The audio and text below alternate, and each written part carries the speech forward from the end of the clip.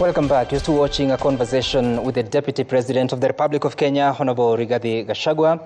And just before we took the break, you had told us that your team has been recently kicked out or removed from the diarization of events between your office and the office of the President? Yes, that is true. And my reading of it, there is some mischief. First, let me tell you some. I am a very obedient public officer. I was a man in uniform, and I have tremendous respect for the President and his office. And I will be the last person not to attend events by the President or to go late. And from the way I read it, there is some mischief to remove me from the diary, from the page where the diary is, so that once I don't attend presidential events, it can be purported that I am absconding duty. And I hear that is one of the grounds they wanted to look for impeachment, so that they say Rigathi Gachagua does not attend presidential functions. Or again, sometimes they want me to get late so that it appears like I'm disrespectful. Mm-hmm. I want to ask the people who work around the presidency not to create conflict between the President and myself. I am the Deputy President of the Republic of Kenya, elected by the people. And I am the principal assistant of the President. It is only right and fair that I have access to the presidential diary so that I align my diary with his diary because he's the boss. But if I'm in the dark and I don't know what is happening, I am not an angel to know exactly where the President will be at what time, then it's not right. So if Kenyans don't see me in a presidential function, I want to tell them today it's because I am not aware of the function. And the function they see me in is the one I've been invited. But previously, I had access to the diary, and without even talking to the President or even to the controller, I would align my diary with his, because his takes precedence over mine because he's the boss.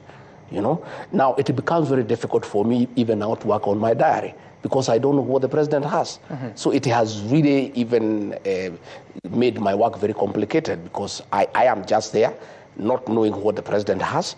So I am not able to arrange my events, going forward.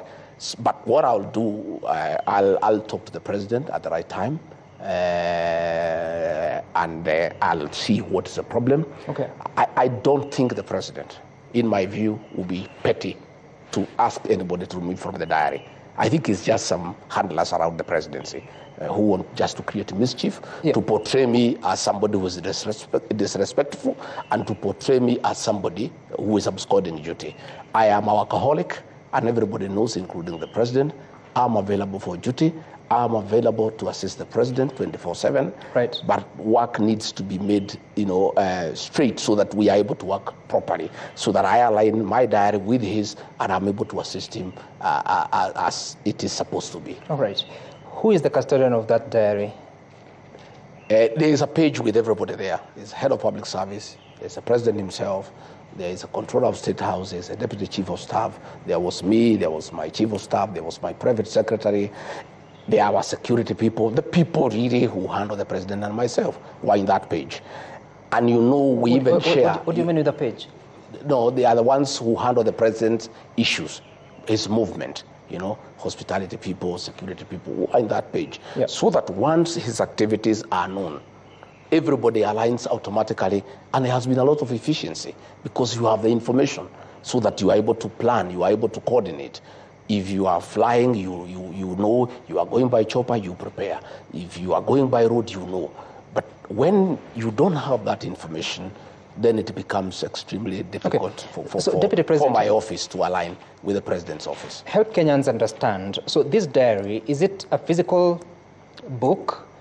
No, it's a WhatsApp group. It's a WhatsApp group. WhatsApp group. It's every day, things now are good with this digital space.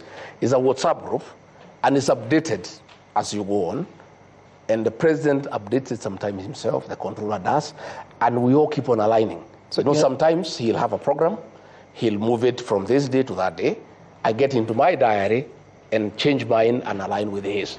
You understand? So your team is no longer in that WhatsApp No, group? I am myself. I was removed My private secretary was removed. My chief of staff was removed. So we have no access to the president's diary. Who removed you? The private secretary to the president. Who's that? Yeah, he's called Mayo. I'll show you. I was looking for my phone. I wanted to show you. He removed me. So once we are not there, then we don't know what's going on. So let no Kenyan, and let those people in State House who are trying to say that I don't attend meetings, let them return me in the page so that I know what the president is doing, where he's going, what time, so that I'm able to align and give him support, as I've always been doing. But I cannot do it when I don't have access to that information. Does the president know you're no longer in the WhatsApp group? I don't know. I've not asked him. You haven't? No. And it's been how long? You said a week? I think it's about a week. About a week? About a week. And you haven't spoken to him about it? No, I've not spoken to him about it. To be truthful, initially I thought it's a little bit petty. Okay. But now that the matter has been raised, and I have seen Kenyans have been asking, and I have seen some mischievous bloggers in State House trying to insinuate that I'm absconding duty, I have decided to give this information to the people of Kenya in the spirit of the truthful man, a man who speaks the truth, so that the people of Kenya know exactly why I'm not in those functions. I think I owe Kenyans the truth. Because again, as I told you, Sam, I'm employed by the people of Kenya. They need to know why is the deputy president, whom they elected, not alongside the president in the functions. I think we owe that information to the people of Kenya. And do you know why you would be removed? I don't know. But I have told you, there are mischievous people around the president. Why are they mischievous against you, deputy president? Well, I don't know. How do you explain mischief? People have many motives. People have many motives. They are mischievous people trying to create a wedge between me and the president. And it's been going on for a while. And I take it in stride myself, because I'm also an elder, and I'm also an officer, who is well trained. I was trained in paramilitary. I have tremendous capacity for perseverance and endurance. I'm able to take a lot of flack, just quiet, and taking it in good tiding, because I am quite mature in my leadership, in my approach to life. And many, many petty things, I have ignored them, because I sometimes I don't want to become petty. So there are many characters around there. You remember, Sam, when the king was here in State House, the king, King Charles the third. Yeah. I think the president had sent me, I think, to Berlin or to Brussels, I'm not sure. I can't remember exactly to which country. And so when the king was in State House, I was missing. Okay? A blogger who works for the president created a Photoshop. And I know you can remember. Just for mischief and to demean me. Created a Photoshop that, the king is here, working with the president. Then there was a window there. And Rigathi Gachagua had been locked in that window. And he actually circulated on his blog until Kenyans complained, and he brought it down, just to demean the deputy president. And these are people who work for the president. And you wonder why. How come you work for the president? You want to demean his deputy. And I told them, I raised it with them, the head of communication. I said, you think you are demeaning the deputy president? You are not. You are demeaning the president. If there is a perception that the president has locked his deputy in a room somewhere so that the king does not see him, who looks bad in this situation? It's the president who looks bad. So there are many people around that have access to the president's diary, unless the president himself has expressly given instructions that he doesn't want his deputy. I'd like to ask the people who work for the president to be honorable and decent people. Let the deputy president have access to the president's diary, unless the president himself has expressly given instructions that he doesn't want his deputy to have access to his diary. If that is the case, I'll accept it. Is it a possibility? I don't think it's a possibility. Okay. I don't think President William Ruto would go that down. But if then I'm not reinstated, now that I have brought it in the public and the president will know about it. Yes. If I'm not reinstated, then it follows. It is clear. And then the instructions that must says have a come lot from there. about your relationship with the president. You just said that because you've raised it in the public, now the president will know about it. What happened to the two of you? I don't know. You were very happy on the day of inauguration in the weeks before the election. You well, were very happy moving I around don't the country. know. Looking at it, I am not a mystical person. I'm a Christian and a very true believer. But I think it looks like there is a jinx around this office of the Deputy President. And President William Ruto had a very rough time with the President Uhuru Kenyatta. Right. But luckily for him, he had 5 years to work, and work very well without any disturbance. President William Ruto gave a promise, a commitment to the people of Kenya. When he was complaining the way he was persecuted, he was mistreated, he was demeaned, he was harassed, he gave a commitment to the people of Kenya that under his watch, if they elect him as president, his deputy will never be demeaned, his deputy will never be harassed, his deputy will never be persecuted, his deputy will never be disrespected, and his deputy will be facilitated to work and work well. For the first year, that happened, and I'm grateful to him because he did not allow anybody to disrespect me. He did not allow anybody to interfere with my work. But the second year, I must tell you, that is happening. You know, cabinet ministers have been abusing the deputy president. Just the way it was happening during the time of Uhuru Kenyatta. You remember Tobiko called President William Ruto a clerk. Matiang'i wrote him a message that called him an idiot. And people disrespected him. People were intimidated. People were harassed. And President William Ruto made a commitment to the people of Kenya that if he is elected president, it will never happen that his deputy will be disrespected. Today, the deputy president is abused by people hugging on his car, and the president is quiet.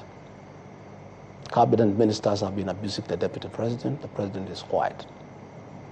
The president has given many promises to the people of Kenya. Some of them he has not been able to fulfill them because of the difficult economic situations that we are in, and it's understandable. But there's one promise he gave to the people of Kenya that requires no finance. It requires nothing. It requires him to be a gentleman and keep that promise. The promise he gave the people of Kenya, that under his presidency, his deputy will not be abused, his deputy will not be disrespected, his deputy will not be intimidated, his deputy will not be persecuted, his deputy will not be harassed. That, I think, the president, my boss, owes that to the people of Kenya to honor that promise so that Kenyans can trust him and he can win the trust of the people of Kenya, because this is something within his purview. He requires no funding, he requires no financing, he requires no urging. It's a commitment he gave. And he also gave it to me, right, with my wife and my children. When he asked me to be his running mate, I sat with him and my wife and my children, and we asked him, we have seen what you have gone through. If our father becomes your deputy, will he be taken through what you are taken through? And he gave us as a family a very firm commitment that that will never happen. I'm asking President William Ruto, my boss, please keep your promise to the people of Kenya. Stop those people who are abusing your deputy. Stop those ministers who are demeaning your deputy. Don't allow the criminal justice system to harass and intimidate your deputy the way you are intimidated. If you cannot keep the other promises to the people of Kenya, at least this one is a very simple promise. Be a good man. Be a good Christian. Keep that promise, President William Ruto, because that is a commitment you gave to the people of Kenya, and you gave me that promise in front of my wife and children that you will never allow anybody to demean me, to disrespect me, to harass me, to persecute me, to intimidate me, to coerce me. That is a commitment that you gave. I ask you, Mr. President, keep that commitment. Are you frustrated? I'm not. I am, let me tell you some. You don't know me. Many people don't understand Rigathi Gachagua. Rigathi Gachagua is a seasoned leader who has seen many ups and downs. I underwent hell in the last administration to support President William Ruto. Cases were fabricated against me for studying with President William Ruto.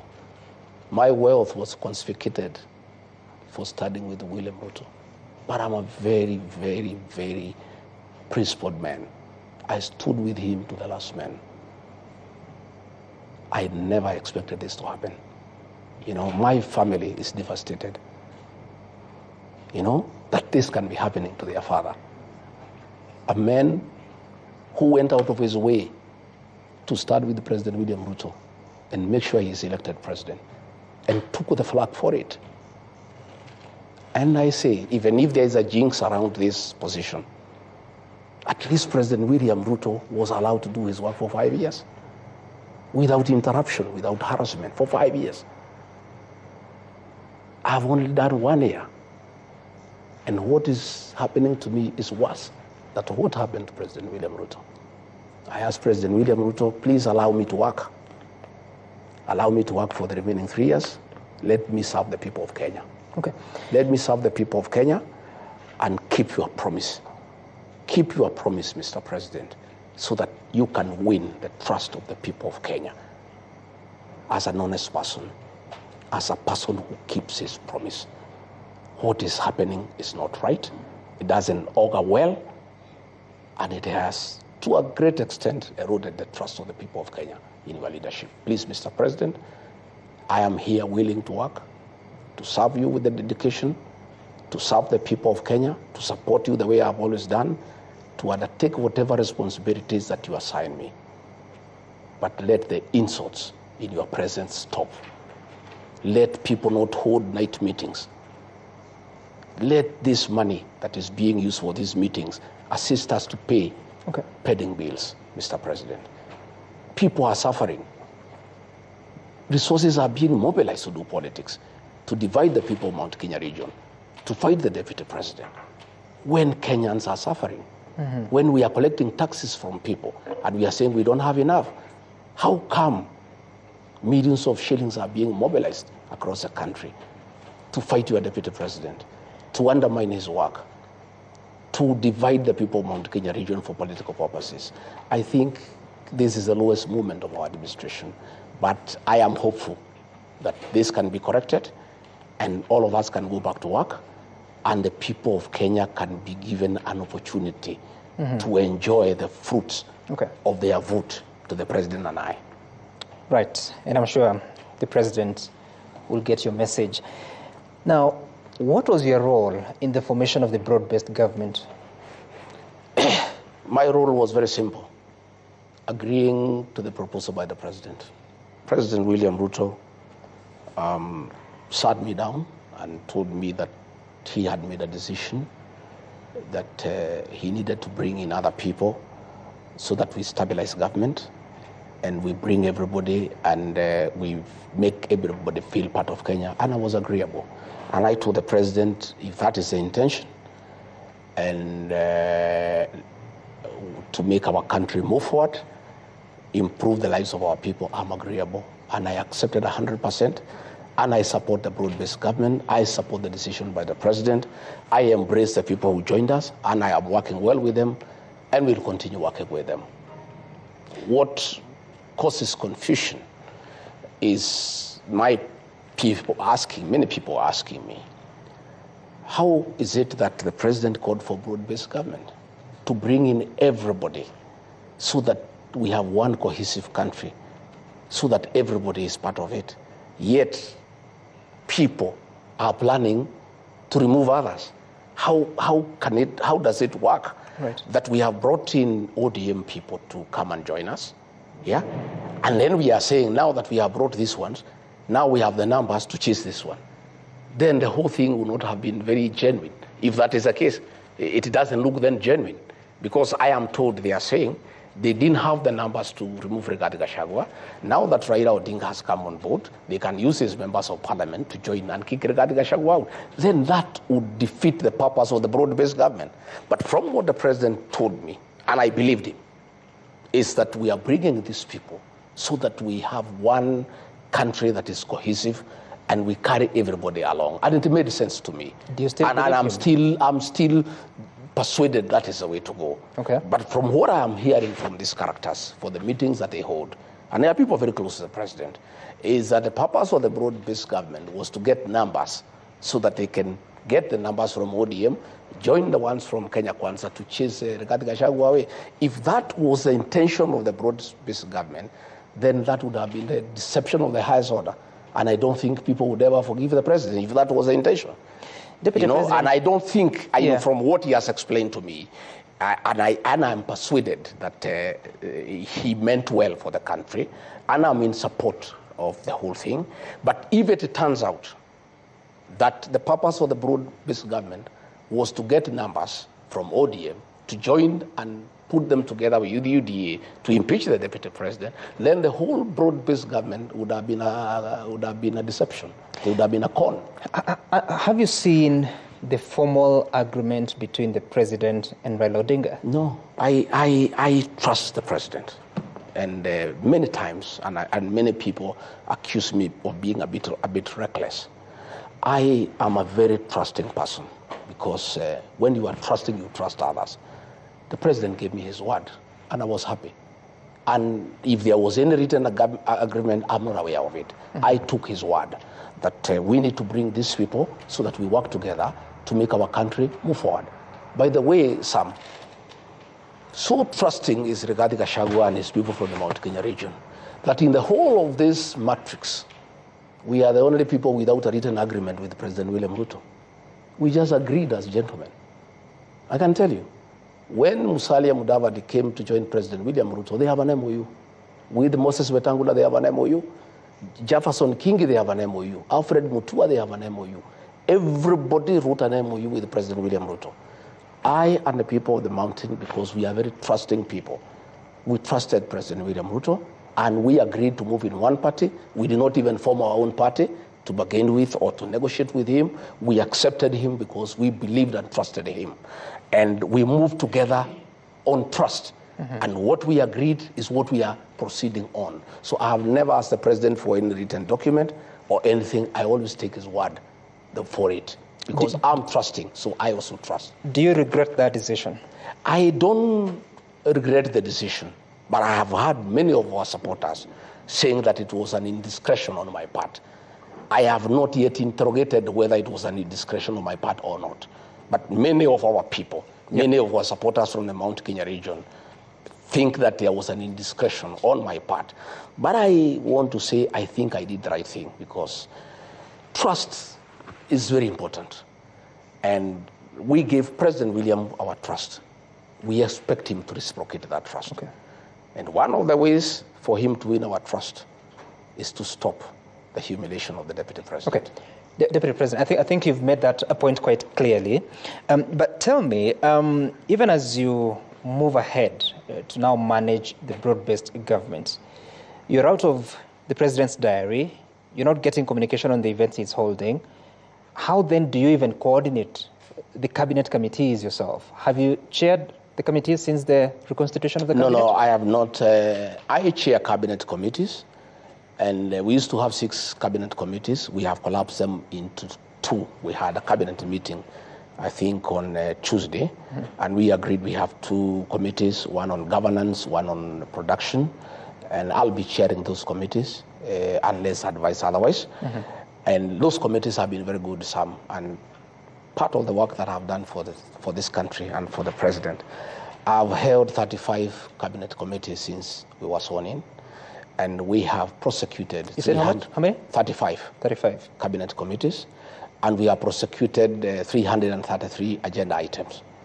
And what those cabinet committees do, they are very, very thorough and very, very interactive and very, very exhaustive, because we even invite PSs, we invite CEOs, we invite technical people, and we do interrogate business of cabinet in a very comprehensive manner, so that by the time we go to the cabinet that is chaired by the president, more or less most of the issues have been agreed on, and the president gives his thinking and he gives his direction, and sometimes he agrees, sometimes he doesn't agree with us, and give it to him.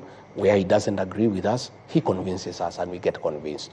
And the president, in my view, did very well to set up the cabinet committees, because the president should be a consumer of finance, because he's a very, very busy person. And the kind of work we do here in cabinet committees, sometimes 6 to 7 hours, will be a bit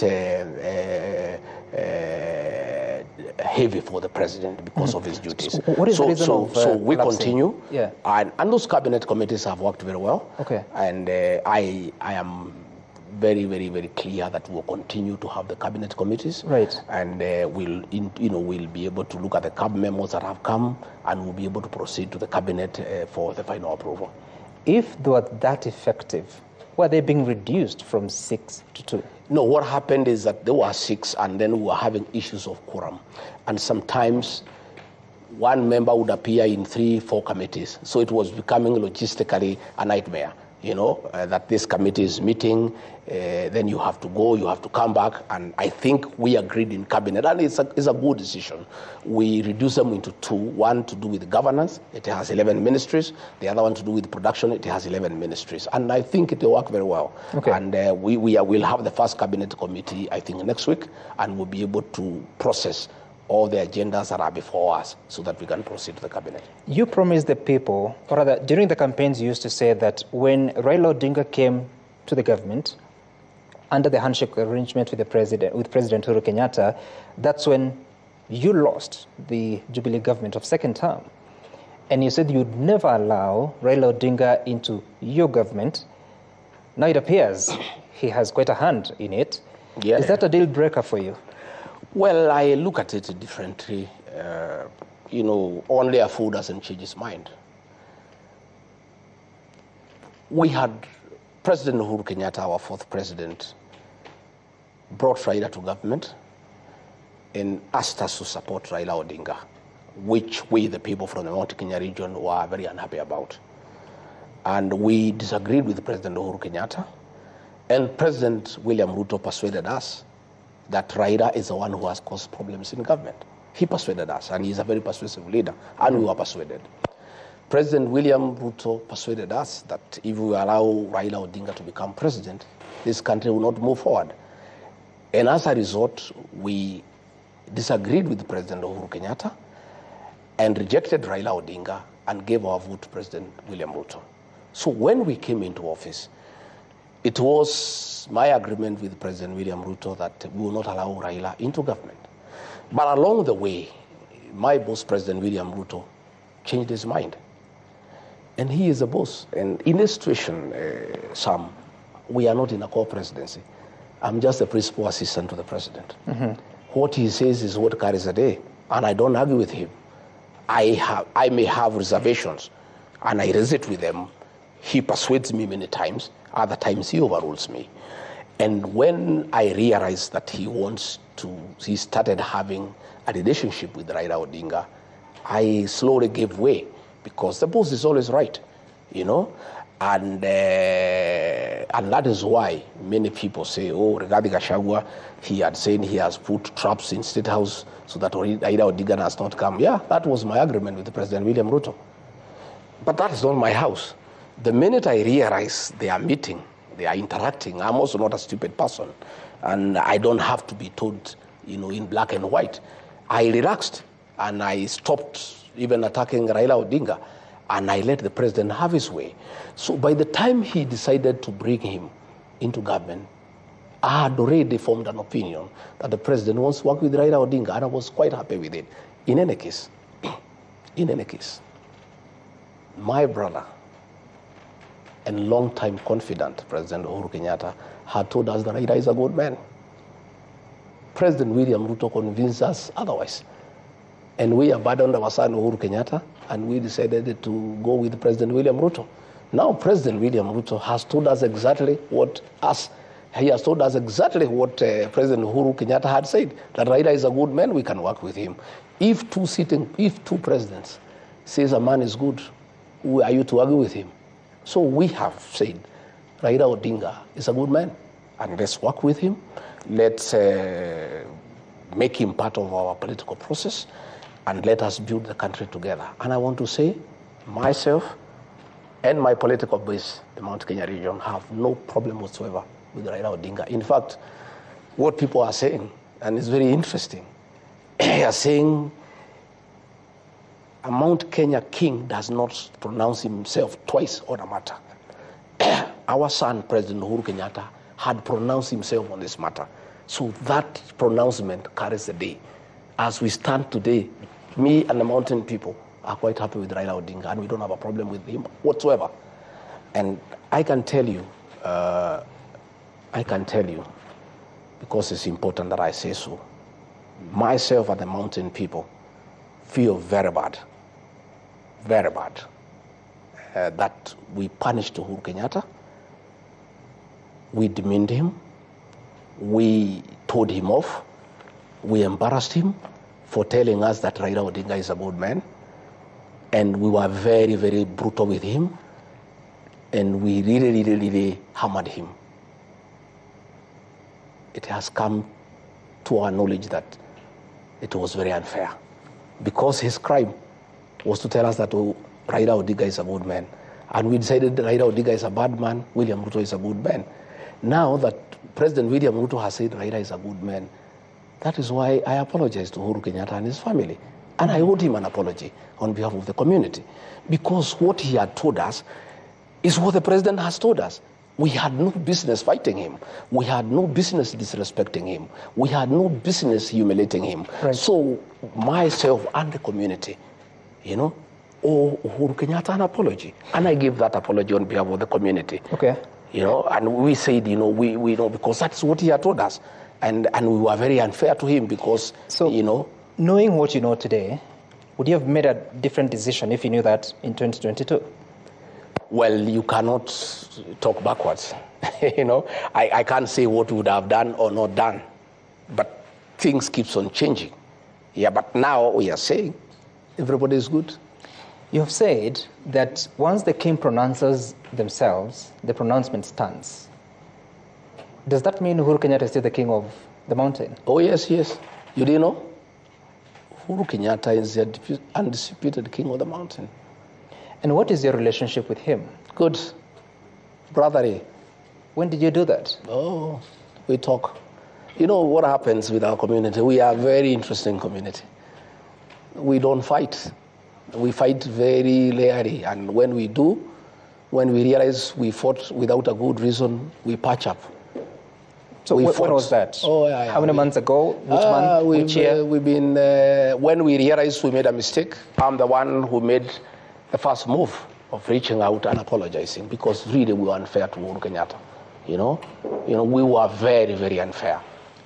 Sometime I really feel very bad that I was so brutal on a man who was my great friend, my confidant, my brother, my kinsman. I was so brutal on him.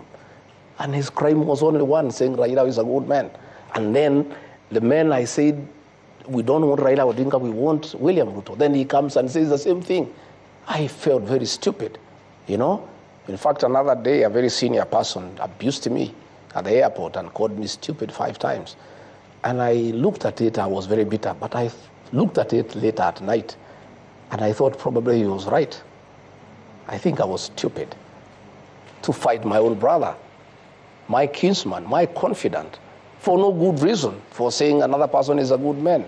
I really regret what I did, and my community does regret, and we are very apologetic to the Kenyatta family.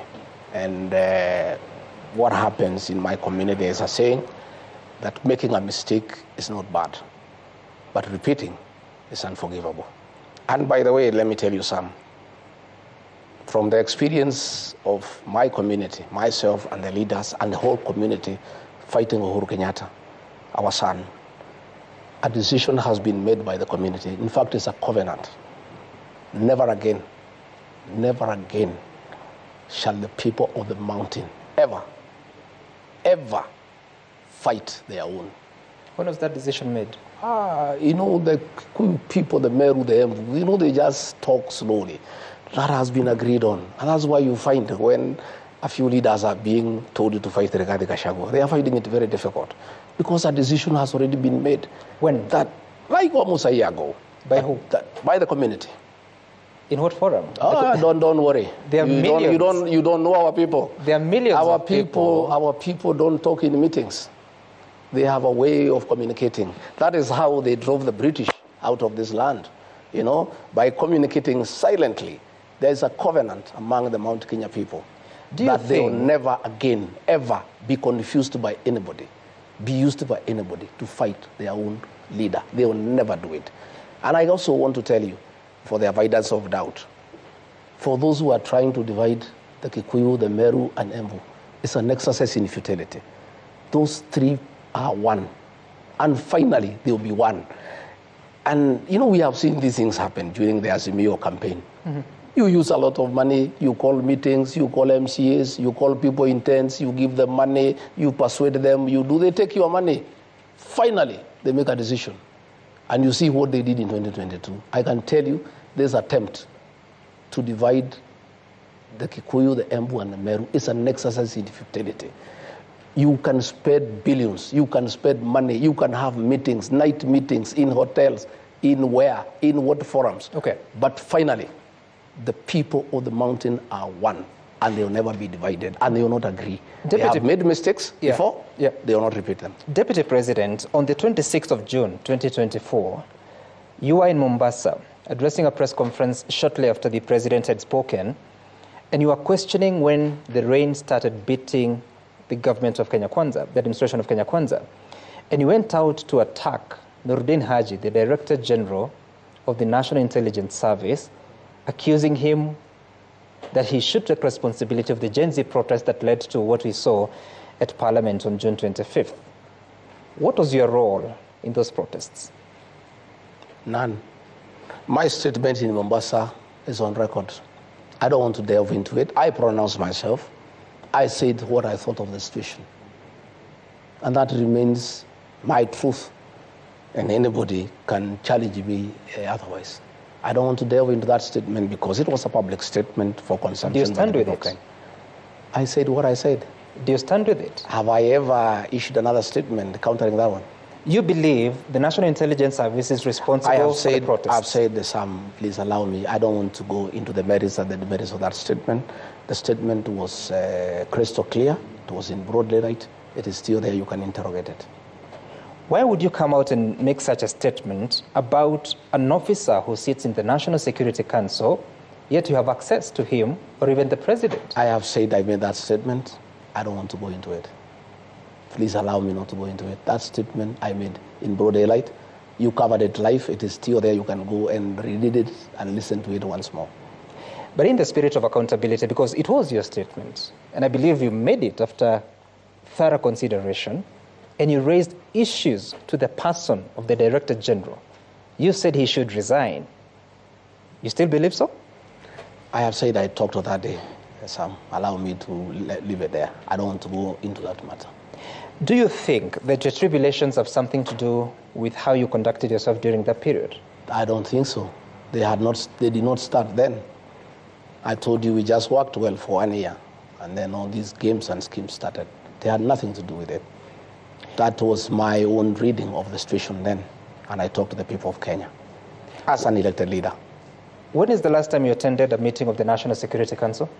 Well, National Security Council meetings are top secret. I don't want us to. I don't want the details. I don't want us to go into the details. When is the last time you attended a meeting? I think earlier this month. I think so. Earlier this month. Was the NIS Director General in attendance? Of course it was. Have you patched up your differences? No, I don't want to go into the details of the National Security Council. That's a top security organ for this country. It is not about the National Security Council. I'm asking if you have patched up your relationship with him. Did I say we have personal differences? I was giving an opinion.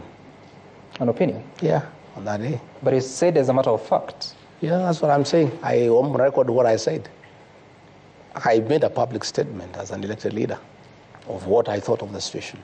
What responsibility should the administration of Kenya Kwanza take in regard to the lives that have been lost in those protests? Some I have said that matter, I addressed it comprehensively. Let it rest there. I'm actually not talking about the statement. I'm talking about the killing of 60 people, at least 60, as reported by the Kenya National Human Rights Commission, KNCHR, which the government is yet to admit about the total number. The last, I think we have from the president, about 40. By the way, How many people died in those protests? You asked that question to the president. He's the chairman of the National Security Council. I don't want to talk about security matters and operational issues because I am not competent enough to address operational issues in the National Police Service. You're the deputy president. I am, but I don't comment on operational issues. I'm a very disciplined deputy president. I know my space. You don't have information about how many people died? I am not going to comment on operational issues to do with the National That's Police not an Service. operational issue, it's a fact. It's a statement of fact. It's an operational issue. The cabinet, in different dispatches, indicated that compensation was going to be given or granted to families that lost their loved ones. What is the progress about that? You would have to check with the minister who is responsible for the implementation of the cabinet decision. You see, once we have met in cabinet, every line minister takes the responsibility of implementing the cabinet decision. So I don't have the facts because I have not asked for that answer as to how far we have gone with the implementation. I would advise that you seek out the minister. How important is that matter to you? Very important. But you have no information. Yes, because I have not asked about it. Why? I have many things that I need to ask about every day.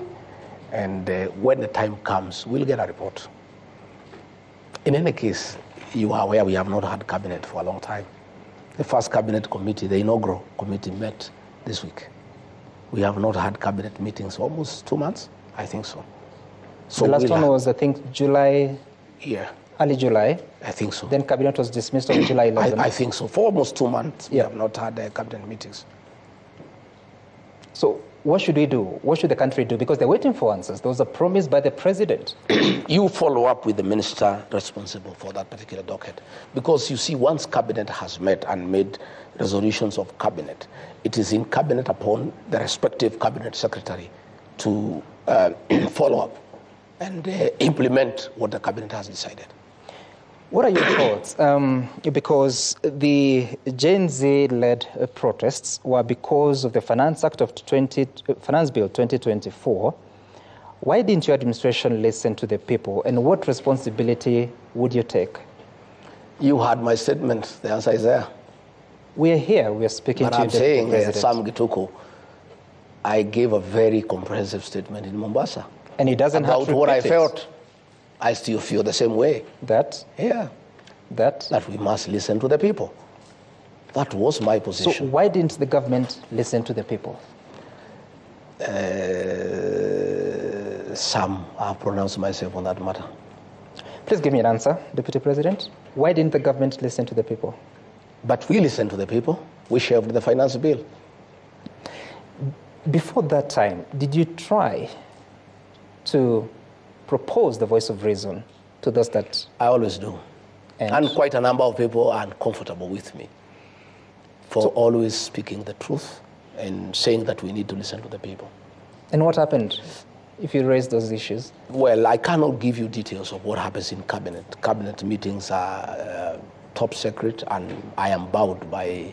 I'm not talking about cabinet meetings. No, those forums, my opinions, are given in cabinet. I cannot divulge to you what my opinions were because I will be in breach of the oath of secrecy. You know, you told me that you're accountable to the people of Kenya, and if anyone has a problem with you, they should actually consult the people of Kenya if they're disappointed with you.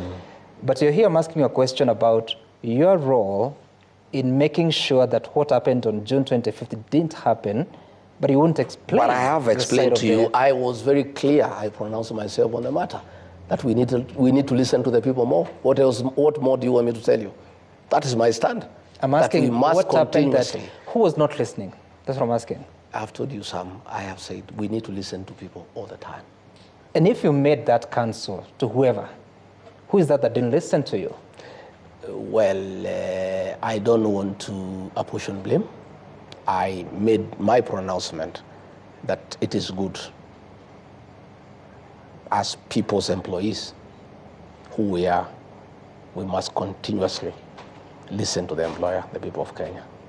For the first time, people died at the entrance of Parliament.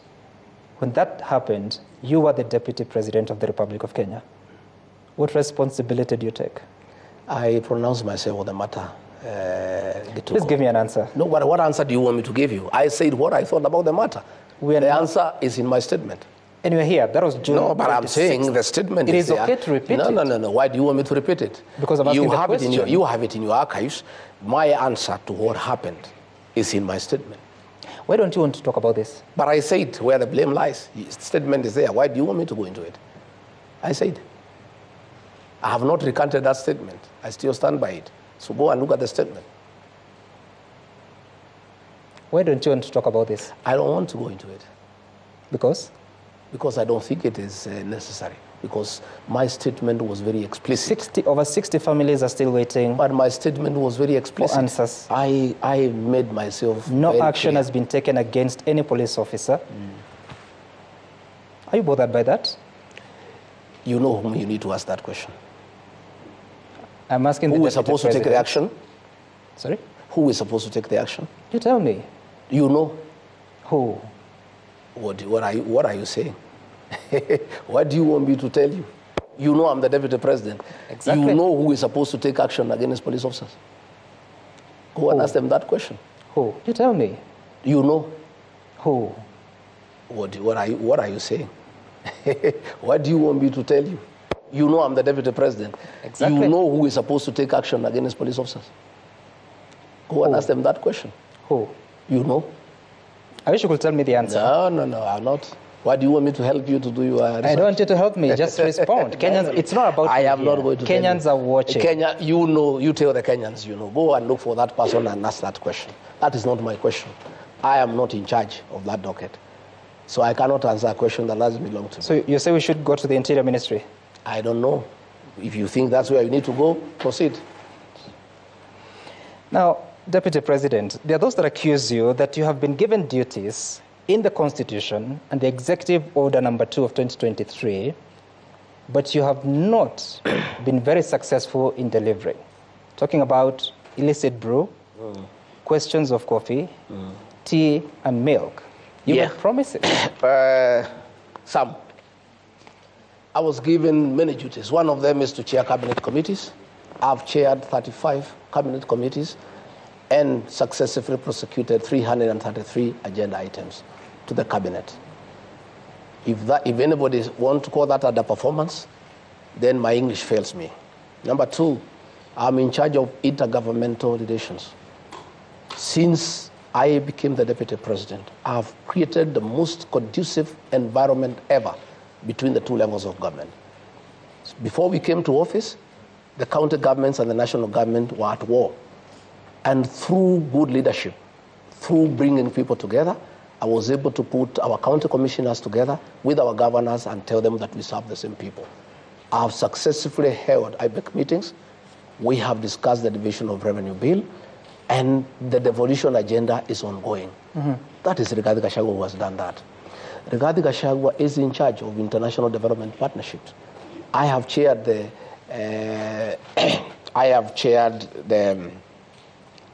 Development Partners Forum. I've held meetings between the development partners and the national government. I am in charge of constitutional commissions and independent offices. I have held meetings with constitutional commissions and independent offices, the Chief Justice, the Attorney General, the Inspector General of Police. For the record, there was a very big dispute between the Inspector General of Police and the National Police Service. Through my office, I mediated and solved the problems.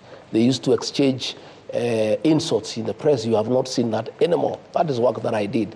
I have successfully mediated differences between the Ministry of Education and the Teacher Service Commission.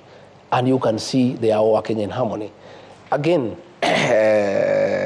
Sam, right. I'm in charge of the development program by World Bank of about $3 billion for Northern and Northeastern Kenya. I have successfully held meetings and organized for fast-tracking of programs in Northern and Northeastern. Sam, right. I'm in charge of the development program by World Bank of about $3 billion for Northern and Northeastern Kenya. I have successfully held meetings and organized for fast-tracking of programs in Northern and Northeastern Kenya for those counties funded by the World Bank. Again, that is work in my office. In matters coffee, the president assigned me to lead coffee reforms. He did not tell me to take over the Ministry of Agriculture. or to take over the Ministry of Cooperative Development, he asked me to initiate and drive coffee reforms. I held a very successful coffee conference in Meru and brought all the partners, all the stakeholders together. And out of that conference, we have worked with those stakeholders and come up with the Coffee Bill 2023 that is now before the National Assembly. In that bill, we have recommended the re-establishment of the Coffee Board of Kenya to market coffee for farmers so that they can get away from private entrepreneurs. We have recommended the revival of the Coffee Research Foundation so that we can work on variety and disease-resistant varieties. And we have come up with a direct sales settlement where farmers sell their coffee directly and receive their proceeds directly. Under my watch, we have reopened the Nairobi Coffee Exchange, and auctions are taking place every week. Once the Coffee Bill 2023 is approved by Parliament, accepted by the President, all the reforms that we have been working on will be complete, and farmers will get their money. And I also want to say, through our intervention, a lot of coffee societies are getting over 100 shillings in terms of pricing. Where we have challenges... That's per kilo? Yeah, per kilo. And our ideal price is about 150, and we'll get there. There is a factory, I think, in Gariama in Kirinyaga with about 122 shillings. And I want to assure you that once we have another bill before Parliament, the Cooperative Bill of 2023, to deal with the governance and integrity issues around cooperative societies. Once that bill has been approved and assented by the President, it will strengthen leadership in cooperative societies. Where you see a lot of demonstrations, it has nothing to do with the pricing. It has a lot to do with the mismanagement of coffee farmers' earnings by rogue officials. The Cooperative Bill of 2023 will address that. And that is why people must know. I've seen some politicians trying to attack me about coffee. Where they come from, they don't even have coffee. They don't understand coffee. I was educated with coffee proceeds myself. And I know once this bill becomes law, and I'll assist in the implementation of that law, farmers will be very happy. But I want to tell people, the fact that I was overseeing coffee reforms did not make me the CS for agriculture, for cooperative development. The day-to-day running of the coffee subsector in terms of production, in terms of yield, in terms of quality, belongs to the Ministry of Agriculture. The day-to-day running of marketing coffee, overseeing the cooperative societies, that docket is in the State Department of Cooperatives. Okay. What I'm doing is overseeing reforms. In matters tea, Sam, I held the tea conference in Kericho. Again, we brought all the stakeholders. And I want to tell you, there were big problems because of the Tea Act that was brought by Senator Cheriot that could not be implemented because various stakeholders had gone to court. Through my intervention, I have successfully negotiated all those cases to be dropped. Now the Tea Act will be implemented to the letter, and coffee farmers will get a return on investment. We have had challenges in Mombasa about tea that has not been sold. I found some leaders here going to incite people in the Mount Kenya region that tea has not been sold in Mombasa because Rigathi Gachagua has failed. For the avoidance of doubt, all the tea from the Mount Kenya region, that is called the Eastern region, has been sold because of very high quality. Where we have had a challenge is tea from the Western region, Kericho, Bomet, Nandi. Because what happened is that they put a reserve price. The reserve price was too high against the quality. And therefore, the stocks were not moving. I went there and we have removed the reserve price, brought it a little bit down so that the stocks can move. And I want to tell you, I was just looking at the figures. Here. Out of the reforms that we have done in the tea sector, you know, the coffee, the tea bonus for this year, you know, if you look at a factory called Kaba, last year the bonus was 41 shillings. Today it is 50 this year. In Kagwe, in Lari, it was 44. Now it is 44.25. In Theta, it was 42, it is 50. In Gachagua, it was 40, it is 46. I can say that we are having an increase in terms of bonus. Where we have challenges, and you have seen many demonstrations, again, those demonstrations are part of because of these reforms that we have done in the tea sector. Farmers are aware of what is happening.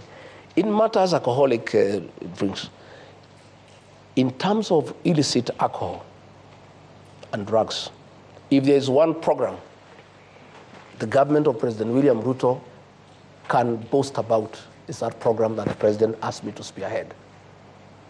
Our young people are dying because of illicit brews. And I held many meetings. I held a meeting in Nyeri, I held one in Nakuru, I held one in Chuka, I held one in Mombasa. I have held countless meetings here with KRA, with KEBS, with the Counterfeit Authority, with KRA, and we came up with very comprehensive programs. Nyeri, I held one in Nakuru, I held one in Chuka, I held one in Mombasa. I have held countless meetings here with KRA, with KEBS, with the Counterfeit Authority, with KRA, and we came up with very comprehensive programs on how to deal with illicit alcohol. And I can tell you, and you can go and ask for yourself, out of those interventions, we have, to a great extent, eradicated the consumption of illicit brews. And it has all factories that were manufacturing these illicit brews. Okay. There was an attempt to reopen them, and I raised the matter with the president. I want to thank him because he intervened. And those factories were not reopened, the ones that were producing illicit brews. But I want to say that is a program that has been very, very, very successful. Some, in terms of duties that have been given to me by the president. On coming to office, he asked me to chair the emergency drought response team. And I successfully mobilized resources across the country during the worst drought in 40 years of this country's history. And I made sure not a single person died. I was all over the country. I was in Garissa, I was in Wajir, I was in Tana River, I was in Kajiado. I mobilized food, mobilized resources across the country during the worst drought in 40 years of this country's history. And I made sure not a single person died. I was all over the country. I was in Garissa, I was in Wajir, I was in Tana River, I was in Kajiado. I mobilized food. Again, at that capacity the president gave me. During the El Nino rains, again I was able to mobilize resources, our development partners, our county governments, our national government, and to make sure that no Kenyan died. Okay. And to make sure that in international engagements. Okay. I get that. Deputy President, so you also said, and we're getting to the tail end of this interview, you also assigned the role of Nairobi Rivers Commission. Yes. Just recently, we saw, should I say, a relaunch of a program to clean up the river. Were you there? No, I was not there. Why? It's under your The Nairobi Rivers Commission Yeah. has been under my office. Yes, the Rivers Commission. Yes. Just recently, we saw, should I say, a relaunch of a program to clean up the river. Were you there? No, I was not there. Why? It's under your The Nairobi Rivers Commission Yeah. has been under my office. Yes. But we did not get any activities underway because we did not get the requisite budget. So there were no activities. The president took over the responsibility of Nairobi River. That was a delegated function. And the person who has delegated a function to you, when he needs to take it up and proceed with it, he does not even need to consult you because it's a delegated function. And the president went to launch that program, and it is going on well.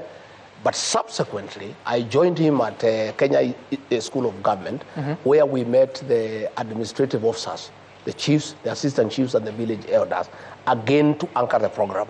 And that is where the president called me for that meeting, because I also have a way with the administrators. So why didn't you attend that event? It's important. It's one of your functions, even if the president... As I have told you, I was not aware when it was taking place. And I've told you exactly what happened. But the one that I was invited, I was there. Then it means it's been longer than 1 week that you've not been... I'm not sure exactly when, but I'm saying any function that I need to attend, that I'm aware of, I'm always there. So the one at the Kenya Institute of Government, where the chiefs, the assistant chiefs, were there, and the village elders, I was there, and I spoke for a long time. Okay. And I advised them on what I think they should do. Okay, let's try and get your understanding. There are a lot of conversations going on, including the expansion of the Jomo Kenyatta International Airport. There's a PIP, privately initiated proposal that has come from Adani. You've had a conversation of what has been going on, perception of failure of transparency. What are your thoughts about this? I've heard about. I am not privy to the arrangement because it is not in my docket. I have not been assigned to deal with it, so it has not come to my attention officially. So what I know is what I'm also reading and hearing. You know, I'm listening to the people of Kenya. What I know is what I'm listening to the people, but I don't have the details. I will not be able to say exactly what the details are. Is it a good deal for the country? Is it a bad deal for the country? I don't have those details. I'm a very truthful person. If those details are put before me, I'll be able to apply my mind and give an opinion. As it is, I'm just listening like the rest of Kenyans. But Deputy President, you chair committees. And these committees, when Kipchumba Murkomen was the Transport Cabinet Secretary, you are still chairing those committees. You never heard of such? The details were not brought before the committee. What was brought to the committee is that there is need to expand JKIA. And we said, go ahead and expand JKIA. But as to the details of the PIP, as to the level of investment, as to who do it, that has not been You've never heard of it? I've not been brought to a committee that I chair. So with the questions that Kenyans are asking, and you are the presidency, so what assurance do you give Kenyans? Well, what I can say is that the next time that I hold a cabinet committee, I'll ask the minister in charge of transport to give us a brief as a cabinet committee so that I'm also appraised, so that if I go to an interview like this one, I can be able to answer. As it is, I'm as green as you are. I have no details. What I know is that Kipchumba Murkomen came to the cabinet committee and asked for approval to start arrangements to expand JKI. Okay. And we approved. And we went to the cabinet, we approved. But as to the details, as to how it is being done, as to who is doing it, whether it's value for the money for the country, whether the thing is above board or not, I cannot comment about it because I am as green as you are. Okay. Well, I have to admit that we've been reading about it and reporting about it. But what are your thoughts about the contentious university funding model that has a lot of students raising questions about the banding, but also causing a lot of discomfort among parents? I am a great believer in listening to the people. People don't just complain without a reason. We came up with this financing model. It was brought by Minister Machogu before Cabinet Committee. It went to Cabinet. We looked at it and we agreed it's a good model. But Kenyans think differently. And at the end of it all, Sam, we must listen to the people because all these things we do are for the benefit of the people. If the people we are trying to help feel so bad about something, you cannot insist on it. And that's why I'm happy that the president has appointed a committee to review, and reconsider what people are saying. Again, we need to listen to the students, we need to listen to the parents, we need to listen to the vice chancellors, we need to listen to the lecturers. It's about the people. And I am in agreement 100% that where people raise issues, we have a responsibility as an administration to accord them a hearing because we are not rulers. So we are leaders. Why is it that the listening is always after the fact? Well, Sam, you do things that are well-intentioned. Sometimes you come up with a program and you mean well and you think you have done the right thing. And when it goes to the beneficiaries, they think differently. It does not mean that you had bad intentions. What it means is that nobody knows everything. The people of Kenya have every right to correct the government. If they think the government has not come up with a good model, we have a responsibility as an administration to listen to the people. And I think I want to, applaud the president for agreeing that we need a committee to listen to what people are saying, and we take their views and probably and hopefully they'll help us to make a more informed decision. Do you find anything wrong with that? Because if you look at the committees that have been formed, in total more than 100 people, yet the cabinet has 22 cabinet secretaries, if you to include yourself and the president and the attorney general and the secretary to the cabinet, that's 26 people. Now the committees are more than those, yet you're the policy-making organ, you make decisions or you endorse decisions that eventually go off. Cabinet cannot review that decision. I think what the president has done is the right thing. Give some other minds the benefit to interrogate what the cabinet did against what the people of Kenya are saying and advise the government on the best way of going about it. Now, we understand the president is leaving the country tonight. Are you aware? I am told he is leaving the country, but I'm not aware of the time. So I've not been informed as of this evening. Has he briefed you? No, I have not talked to him today. But he's leaving. Well, he is leaving the country, but I'm not aware of the time. So I've not been informed as of this evening. Has he briefed you? No, I have not talked to him today. But he's leaving. Well, he'll talk to me in his own time. You're his senior-most assistant, principal assistant. Yes. And you do not know? As the time he's leaving, I'm not aware. Did he tell you he's leaving? I have not talked to him today. You don't know? He has not officially, communicated to you No, that he has he's not leaving? communicated to me officially. For how long can you continue with this? Well, as long as it depends on the boss. Your family is devastated. You said your words. You feel you're being mistreated. You said. Yes. You think the president needs to call the people around him to Yes, order. of course, absolutely. Would you resign? No, never. Why? I've been given a job by the people of Kenya. This job has its own hindrances and challenges. It's part of the job process. And when I took this job, I knew it's not easy. Only I didn't know it will be that soon. I thought probably we'll have a good time the first 5 years, and if there are challenges, maybe later. It's only that it has come sooner than we anticipated, and we had been given a commitment that this will not come. But now that it has come, we live with it. Okay. We'll just work. As we close, the governor of Nairobi feels that for you to say you're introducing him to the people is wrong, because the same people had voted for him as senator. What is introducing him to the people? Well, you should ask him why he called me to go with him to the people. Because he needed them.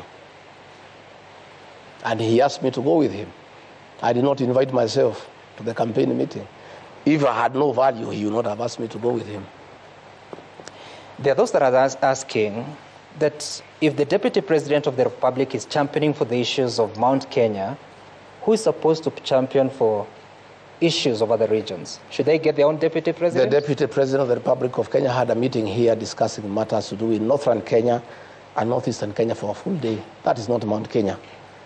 The Deputy President of the Republic of Kenya was in Mombasa at the agricultural show. That is not part of Mount Kenya.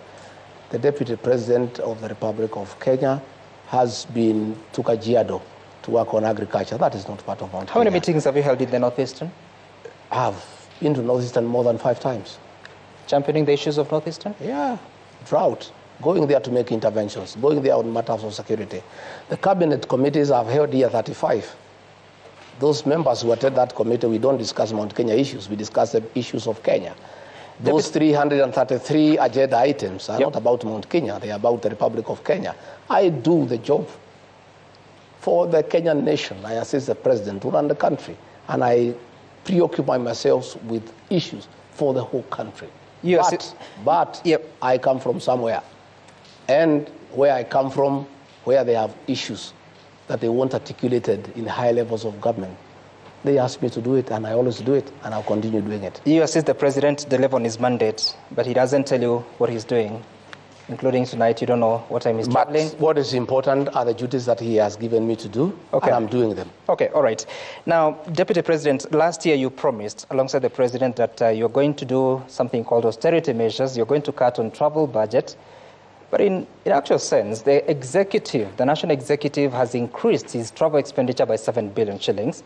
Your own office has grown from 103 million shillings the year ending June 2023 to now report 556 million shillings. That's a lie. It is the report of the control of budget. No, I saw it in the press, and I did not want to dignify it by way of reply.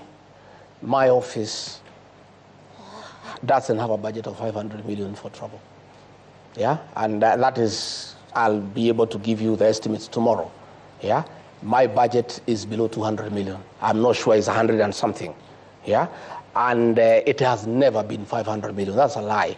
It's something that was put there to try to put my office in bad light. How so? I don't know who you're calling to question the report of the control of Yes, budget. that one I want to say, and I'll be able to give you that information tomorrow. On Monday, tomorrow is Saturday, I'll get what is the budgetary allocation for my office for travel for 2023, 2024, and for 2023. I'm not talking about the budgetary allocation. I'm talking about the budget implementation report. There is no way you can exceed the budgetary provision. So the budgetary provision is a guiding factor in matters finance. And that's fine. You cannot spend above the budget. So how much did the office spend?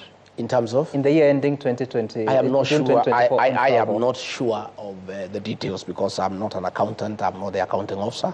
I am the deputy president. I would. But you're very clear that it's not that amount. Yeah, I'm sure. It's below 200 million. The control of budget bases her reports, or her office bases the reports on the reports from the accounting officers. I will be able to get a clarification for that one. In fact, I saw it in the press, and I had decided to raise it. It got out of my mind. Now that you have raised it, I want to clarify to the people of Kenya on record, and some on Monday. I'll give you the actual budgetary allocation for my office for international travel. No, that's not for international travel. It's domestic and international travel. But you cannot mix the two. No, that's how it's reported. No. You cannot mix the two. So how much did the office spend on domestic travel and foreign travel? Domestic travel is heavy. How much? I don't know the figures. But what you must know is that I have 9 functions, Sam. These 9 functions, I don't just sit here in Karen. You're asking me whether I go to Northeastern. I need to fly to Northeastern. You asking me whether I go to the rest of the country. I don't travel alone. I have a security detail. I have people who assist me. By virtue of my office, my travel is quite heavy because of the responsibility of the office and the security arrangements around it. And there is no way I can just sit here and undertake my activities. I travel around the country. And there is a budgetary provision for that because I have activities that have been lined up. You know? So all those visits are important? Oh, they are very important. I've never. The only time I traveled on holiday was in 2022. I asked the president to give me permission to go and visit my children who are in South Africa. I had not seen them for 10 years. That's the only time I've traveled on holiday. All these other duties are official. And I can, every travel that I have done is accounted for and is explained. All right. I'm asking that because now the Office of the President, State House in the Executive Office of the President is reporting about 1.74 billion shillings for both domestic and foreign travel. Our budget has been cut by half for everything. But it's increasing. Travel, the reports are showing that the travel expenditure is increasing. I'm saying for this financial year, the current financial year, 2024, 2025, our budgets across board have been cut by half. Even our development budget, we have no money to maintain this residence. All right. We are at zero. All the development expenditure in the austerity measures has been removed. And finally, during those austerity measures that were announced shortly after the rejection of the Finance Bill 2024, some of the offices affected is the Office of the First Lady, Office of the Spouse of the Deputy President, and Office of the Spouse of the Prime Cabinet Secretary, as announced by the government. How has that affected the operations of your spouse? Well, my spouse, Pastor Dorcas, had a very, very important program on addiction and widows program. And I must commend her. She did a fantastic job. She has helped hundreds of children who are addicted and successfully rehabilitated them and gotten them into income-generating projects, and really changed many lives. And her work was supporting my work in terms of eradication of illicit brews, and how she was dealing with those who are already patients in terms of addiction. That program, of course, has adversely been affected. She had very many camps that are now having challenges because they don't have funding. But we are appealing to many well-wishers. I am personally putting in a contribution from my salary. We have many well-wishers who are supporting her. And shortly, we'll be having a major funds drive to ask the people of Kenya to support that program because she cannot send those children away. Those are children who need help. Those are children who are sick. And the fact that the government cannot fund that program anymore does not mean that those children will be left unattended. Was that decision a good one to cut? In my view, I don't think it was the right decision, but that decision was made and we accepted it. Did you speak to the president about it? We cannot argue with it. But I can tell you the program my spouse was doing has the support of very many Kenyans. She has assisted many children who would have been destroyed, who would have died, and given them a second chance. Okay. She had had opportunities to go even for weddings for people who were previously addicted, have abandoned alcohol, and have found somebody to marry. Okay. It's such a successful program. It's unfortunate that in all these measures, the budget for our office was scrapped, but we are not complaining. We are saying that we are asking well-wishers and people of goodwill who think that she was doing the right thing to continue supporting that program. We'll be making an appeal to the people of Kenya, support that program so that we can help the children who have been addicted. All right. There are very many questions, including those that are coming from Kenyans, but you have to bring this to a close. And I want you to look at which camera? Which is your camera? Here. And just give your closing remark. And what message you have for the people of Kenya, but also the president before he departs. I want to say thank you very much. I wish my boss, President William Ruto, safe travel to the UN. Please represent us well, like you have always done, and let our country shine in the international fora. I want to assure the people of Kenya that despite difficult moments in this country, there is hope. Kenyans are very prayerful people, and I know that people are very patient. They endure a lot, and there's a lot of resilience. Looking ahead, I see a bright future. Difficult as things are, I think there will be a good future for this country. I want to ask the people of Kenya to pray for me so that I get strength, I get courage to soldier on despite the challenges, despite all that is going on around us. These are challenges that have been seen by other people there before, and I'm sure I will overcome them. We believe in the power of prayer. I want to assure the Church of Christ that I support their programs. We had an MOU with them. I believe in the freedom of worship. I believe that we should let the church regulate itself so that they can be able to carry on with the good work that they are doing without too much interference. Otherwise, I want to thank the people of Kenya for listening to me. I want to thank you, Sam, for coming over. And I look forward. And I also be looking for me. I'm the one who looks for you. I had some people asking, why doesn't Gachagua do national television? But you guys don't look for me. The people who do the people who do the vernacular stations are always looking for me, and I'm always available. Sam, we have been looking for you for a bit of time. No, but you are saying I'm the one who look for you. Please look for me. This time around, yes. Please look for me. I am available, and many people, were doubting my capacity to express myself in the English language. You remember to the run-up of the election, many people, had very low opinion on my level of education and power of expression, until I went to the running mate debate, and then they knew that I know something. So please be looking for me. Sure. I have a few things that I know, and I can express myself. You know, some are saying that Kimani Ichung'wah smoked you out. He didn't. He didn't. He didn't. There's things that I needed to discuss. I don't respond to those politicians. I will never dignify their insults by responding to them. He's not just those politicians, he's the leader of majority. I will never dignify their insults. I am a self-made man. I do things at my own pace. I had issues that I wanted to address. Okay. Especially I wanted to address the issues of my office, because people are trying to create an impression that I just politic. I have a lot of work that I do. I have a lot of work that I have done for this country. I'm a very patriotic Kenyan. And those who try to put for me a tribal tag, they will be sorry. The other day I went to Nyanza. I got a hero's welcome. People thought that I'm only popular in the mountain. And I really want to thank the people of Nyanza for the love and compassion they showed me. I was amazed and I was excited. I went to Kisii. I got a very good reception. I went to Masaini in Kajiado. I got a very good reception. I am not a tribal leader. I'm a national leader. Okay. And many Kenyans are happy with me because I'm truthful. And that's why you see where I go, I get very good reception. Okay. I'll be all over the country. I'll be traveling all over the country when doing my work. executing my mandate, the one that have been given by the president. And when the president asks me to do a specific duty, I'll always be there. All right. Even on my own, I'll also be traveling around the country, and I'll serve the people of Kenya equally. Despite the fact that it is becoming quite expensive, both the county and national government spent up to 45 billion shillings in the previous financial year.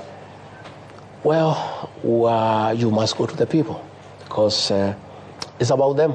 All right. You owe them service. All right. And you cannot serve them from Nairobi. You must go and talk to them. You must go and listen to them. You must go and explain to them what is it that you are doing. Deputy President, thank you so much for engaging us to talk about the state of affairs and what is happening within the politics of the country, of the mountain, but also within the administration that you also sit in. This has been a conversation with the Deputy President, His Excellency Rigathi Gachagua. Up next is News Time on Friday night. My name is Sam Gituku. Good night from here.